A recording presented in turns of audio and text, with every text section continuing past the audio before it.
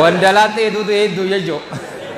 Awoo barana du'aayii godhanna boo nama wandalaatee cufaatu rabbiin tanu amata dhufutti aboo qashti shummee takka dumbulloo rabbi isinitti haa qabu. Warra fuudhee ilmaan hin qabaanne ilmaan saaliyaa rabbi isiniif haa kennu.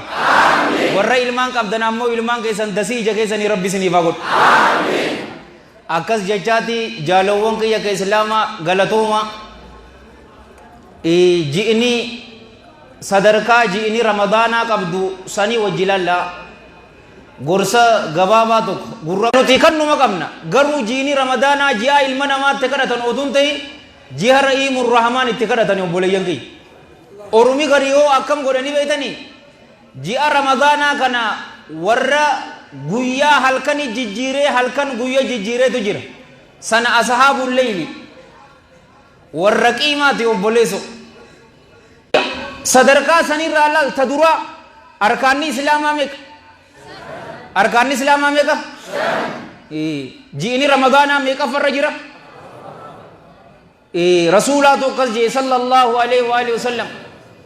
fil muttafaqi alayhi min hadithi ibn ni banamti ولولين إبدان جفمت شيطان ونلين نهدمني رسول الله صلى الله عليه وآله وسلم في المتفق عليه من حديث أبي هريرة رضي الله عنه قال قال رسول الله صلى الله عليه وآله وسلم إذا جاء رمضان فتحت أبواب الجنة تي كل تك أكدهم تتنقود ورب الكعبة جاء رمضان أتي akkasitti yaaduu qabna akka ji'a biraatii miti obboleeyyan kiyya ji'a ramadaanaa akka biratti yoo laalle dogoggorree jirra abadan baatii kaan waliin walitti hin dhuftu tasbiihni tokko ji'a ramadaanaa keessa ka jennu baatii 11 keessa yoo jette walitti hin madaalamu